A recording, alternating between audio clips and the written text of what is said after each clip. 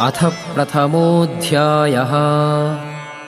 धृतराष्ट्र उवाच धर्मक्षेत्रे कुरुक्षेत्रे समवेताः युयुत्सवः मामकाः पाण्डवाश्चैव किमकुर्वत Sanjaya. Dhritarashtra said, O Sanjaya, after my sons and the sons of Pandu assembled in the place of pilgrimage at Kurukshetra, desiring to fight, what did they do? Sanjaya uvacha दृष्ट्वा तु पाण्डवानीकं व्यूढं दुर्योधनस्तदा आचार्यम् उपसंगम्य राजा वचनमब्रवीत्। Sanjaya said, O king, after looking over the army arranged in military formation by the sons of Pandu, King Duryodhana went to his teacher and spoke the following words. Pashyaitam Panduputranam Acharya Mahatem Chamum Yudham Drupada Putrena Tava Shishyena Dhimatha. My teacher, behold the great army of the sons of Pandu, so expertly arranged by your intelligent disciple, the son of Drupada. Atra Shura Maheshwasa Bhimarjuna Sama Yudhi Yuyudhano Viratascha Drupadascha Maharathaha. Here, in this army are many heroic bowmen, equal in fighting to Bhima and Arjuna, great fighters like Yuyudhana, Viratha and Drupada.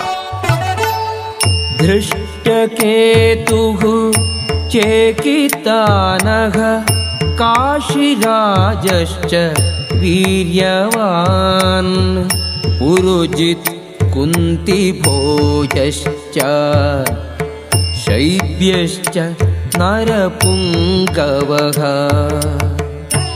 There are also great heroic powerful fighters like Drishtaketu, Chekitana, Kashiraja, Purujit, Kunti Bhoja and Shaibya.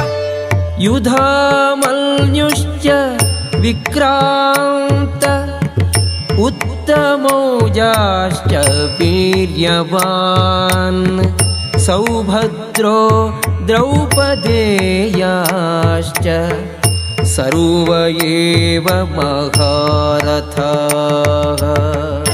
There are the mighty Yudhamanyu, the very powerful Uttamaoja, the son of Subhadra, and the sons of Draupadi. All these warriors are great chariot fighters.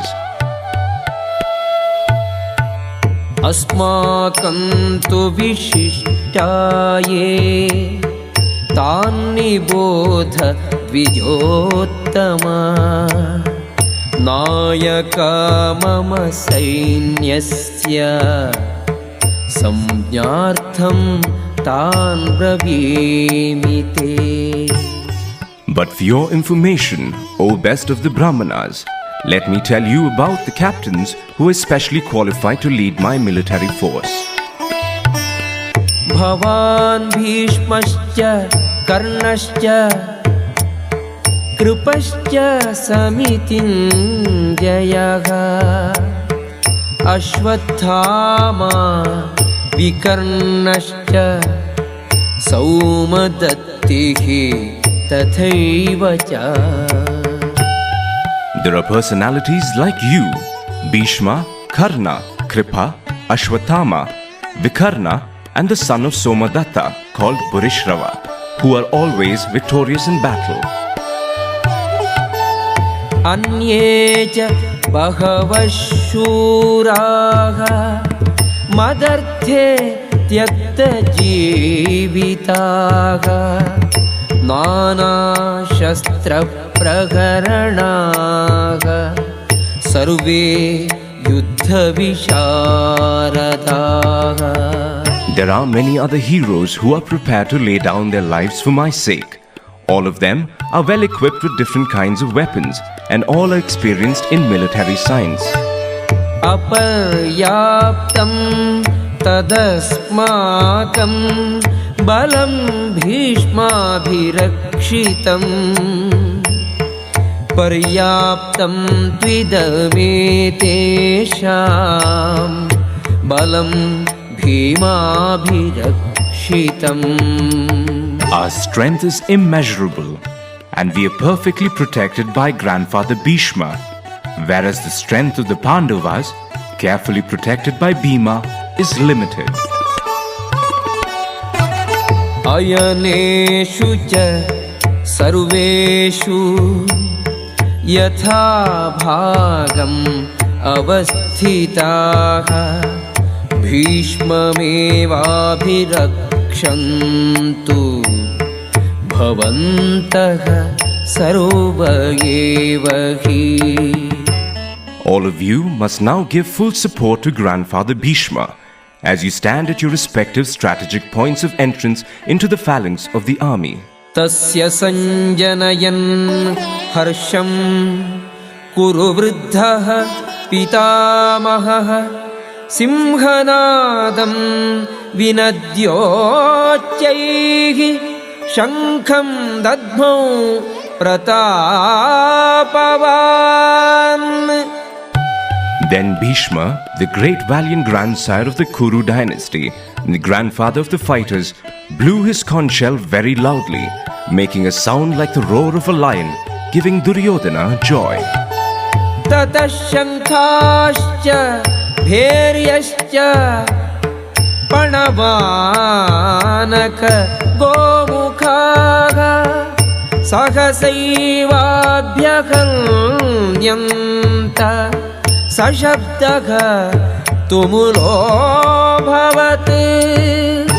After that, the conch shells, drums, bugles, trumpets and horns were all suddenly sounded, and the combined sound was tumultuous. ततः श्वेतैः हयैर्युक्ते महति स्यन्दने स्थितौ माधवः पाण्डवश्चैव दिव्यौ शङ्खौ प्रदध्मतुः. On the other side, both Lord Krishna and Arjuna, stationed on a great chariot drawn by white horses, sounded their transcendental conch shells. पाञ्चजन्यं हृषीकेशो देवदत्तं धनञ्जयः पौण्ड्रं दद्मौ महाशङ्खं भीमकर्मा वृकोदरः. Lord Krishna blew his conch shell called Panchajanya. Arjuna blew his, the Devadatta, and Bhima, the voracious eater and performer of Herculean tasks, blew his terrific conch shell called Poundra. अनन्तविजयं राजा कुन्तीपुत्रो युधिष्ठिरः नकुलः सहदेवश्च सुघोषमणिपुष्पकौ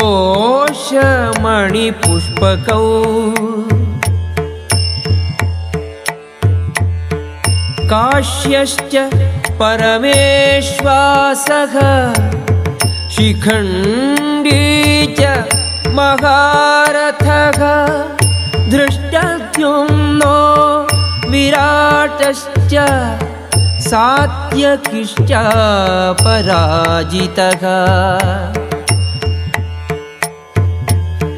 द्रुपदो द्रौपदेयाश्च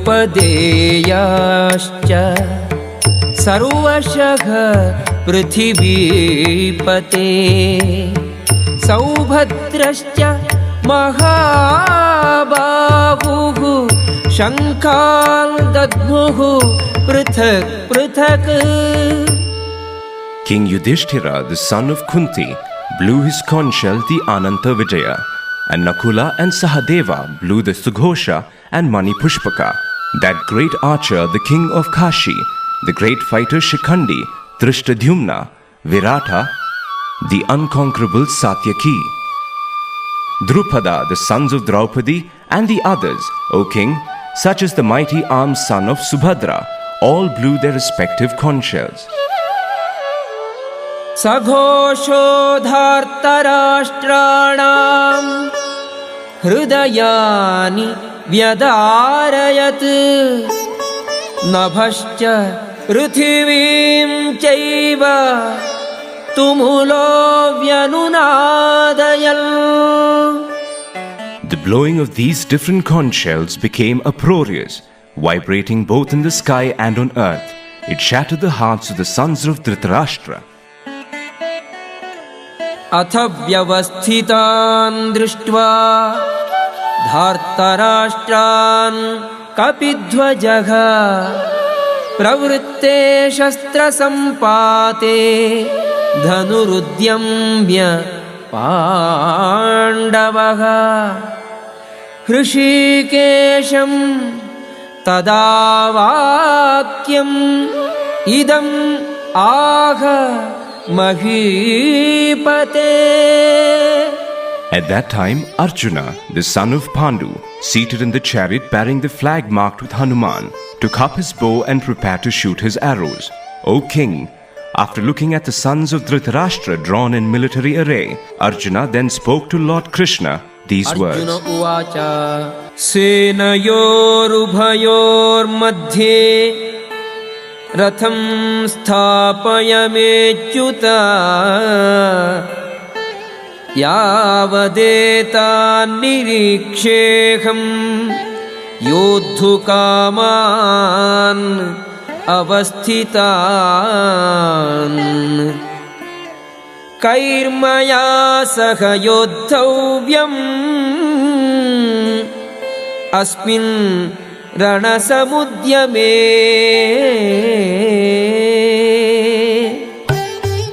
Arjuna said, O infallible one, please draw my chariot between the two armies, so that I may see those present here who desire to fight and with whom I must contend in this great trial of arms. योत्स्यमानान् अवेक्षेऽहम् ययेतेऽत्र समागताः धार्तराष्ट्रस्य दुर्बुद्धेः युद्धे प्रियचिकीर्षवः.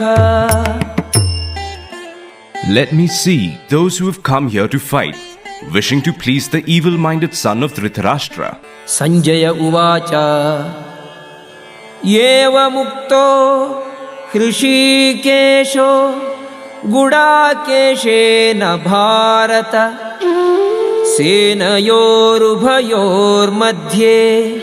स्थापयित्वा रथोत्तमम्. Sanjaya said, O descendant of Bharata, having thus been addressed by Arjuna, Lord Krishna drew up the fine chariot in the midst of the armies of both parties. भीष्मद्रोणप्रमुखतः सर्वेषां च महीक्षिताम् उवाच पार्थ पश्यैतान् समवेतान् कुरूनिति. In the presence of Bhishma, Drona and all the other chieftains of the world, the Lord said, Just behold, Partha, all the Kurus assembled here. Tatra pashya sthitan parthah pitrinath pitamahan acharyan matulan bhratrin putran pautran sakhim statha shvashuran suhridaschaiva senayorubhayorapi. There Arjuna could see, within the midst of the armies of both parties, his fathers, grandfathers, teachers, maternal uncles, brothers, sons, grandsons, friends, and also his fathers-in-law and well-wishers. तान् समीक्ष्य स कौन्तेयः सर्वान् बन्धूनवस्थितान् कृपया परयाविष्टो विषीदन्निदमब्रवीत्. When the son of Kunti, Arjuna, saw all these different grades of friends and relatives, he became overwhelmed with compassion and spoke thus. Arjuna uvacha दृष्ट्वेमं स्वजनं कृष्णा युयुत्सुं समुपस्थितं सीदन्ति मम गात्राणि मुखं च परिशुष्यति. Arjuna said, "My dear Krishna, seeing my friends and relatives present before me in such a fighting spirit, I feel the limbs of my body quivering and my mouth drying up." वेपतुश्च शरीरे मे रोमहर्षश्च जायते गाण्डीवं स्रंसते हस्तात् त्वक्चैव परिदह्यते. My whole body is trembling. My hair is standing on end. My bow Gandiva is slipping from my hand and my skin is burning. न च शक्नोमि अवस्थातुं भ्रमतीव च मे मनः निमित्तानि च पश्यामि विपरीतानि Keshava. I am now unable to stand here any longer. I am forgetting myself and my mind is reeling. I see only causes of misfortune, O Krishna, killer of the Keshi demon. न च श्रेयोनुपश्यामि हत्वा स्वजनम् आहवे न काङ्क्षे विजयं कृष्णा न च राज्यं सुखानि च. I do not see how any good can come from killing my own kinsmen in this battle. Nor can I, my dear Krishna, desire any subsequent victory, kingdom or happiness.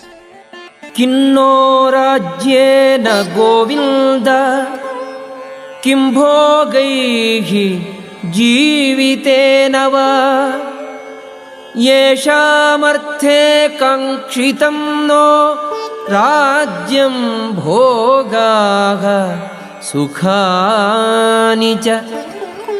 त इमेव स्थिता युद्धे प्राणां त्यक्त्वा धनानि च आचार्याः पितरः पुत्राः तथैव च पितामहाः मातुलाः श्वशुराः पौत्राः श्यालाः सम्बन्धिनस्तथा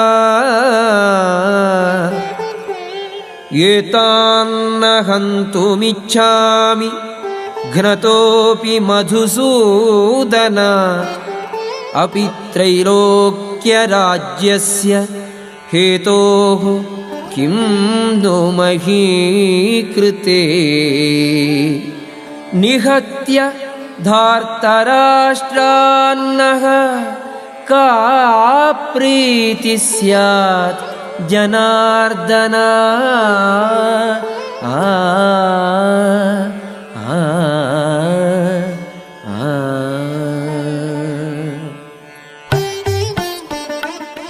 O Govinda, of what avail to us are a kingdom, happiness or even life itself, when all those for whom we may desire them are now arrayed on this battlefield? O Madhusudana, when teachers, fathers, sons, grandfathers, maternal uncles, fathers-in-law, grandsons, brothers-in-law and other relatives are ready to give up their lives and properties and are standing before me, why should I wish to kill them, even though they might otherwise kill me? O maintainer of all living entities, I am not prepared to fight with them even in exchange for the 3 worlds, let alone this earth. What pleasure will we derive from killing the sons of Dhritarashtra? पापमेवाश्रयेदस्मान् हत्वैतान् आततायिनः तस्मान्नार्हा वयं हन्तुं धार्तराष्ट्रान् स्वबान्धवान् स्वजनं हि कथं हत्वा सुखिनः स्याम Madhava. Sin will overcome us if we slay such aggressors.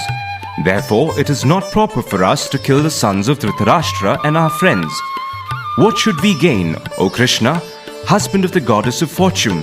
And how could we be happy by killing our own kinsmen? यद्यप्येते न पश्यन्ति लोभोपहत चेतसः कुलक्षयकृतं दोषं मित्रद्रोहे च पातकं कथं न ज्ञेयम् अस्माभिः पापादस्मात् निवर्तितुं कुलक्षयकृतं दोषं प्रपश्यद्भिः जनार्दना. O Janardana, although these men, their hearts overtaken by greed, see no fault in killing one's family or quarreling with friends, why should we, who can see the crime in destroying a family, engage in these acts of sin?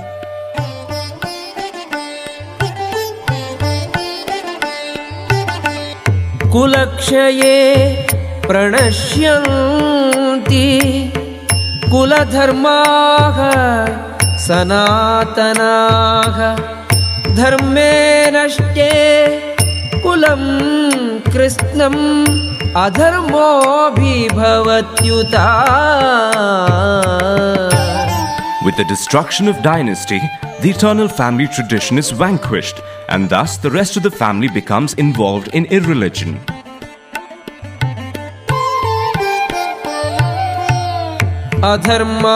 अधर्माभिभवात् कृष्णा प्रदुष्यन्ति कुलस्त्रियः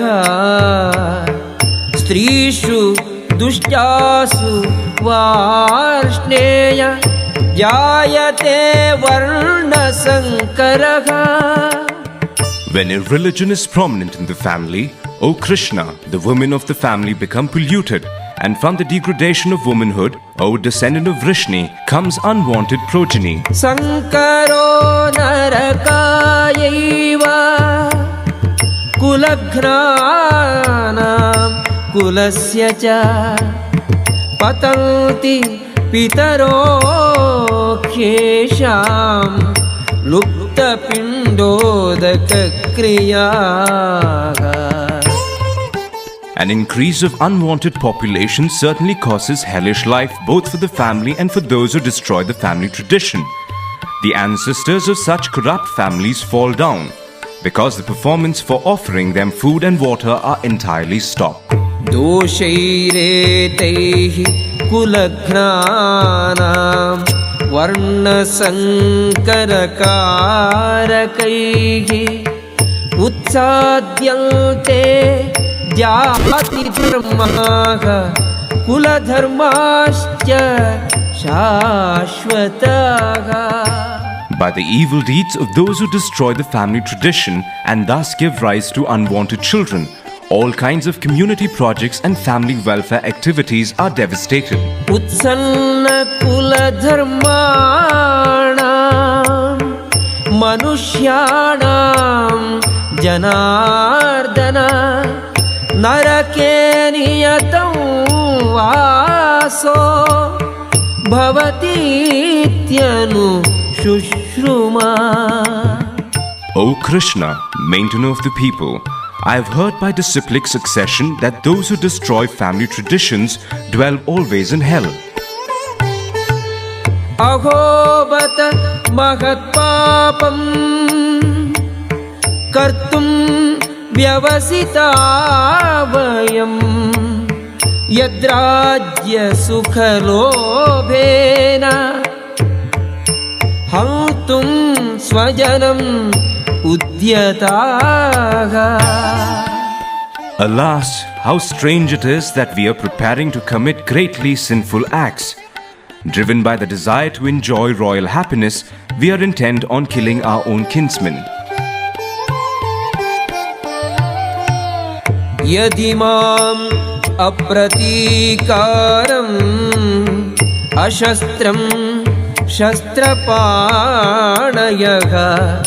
धार्तराष्ट्रा रणे हन्युः तन्मे क्षेमतरं भवेत्.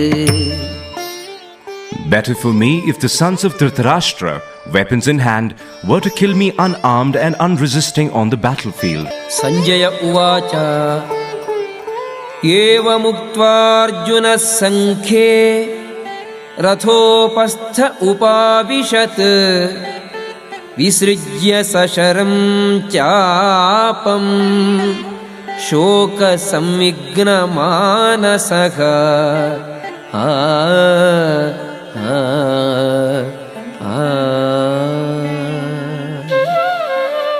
Sanjaya said, Arjuna, having thus spoken on the battlefield, cast aside his bow and arrows and sat down on the chariot, his mind overwhelmed with grief. ॐ तत्सदिति श्रीमद्भगवद्गीतासु उपनिषत्सु ब्रह्मविद्यायां योगशास्त्रे श्रीकृष्णार्जुनसंवादे अर्जुनविषादयोगो नाम प्रथमोऽध्यायः.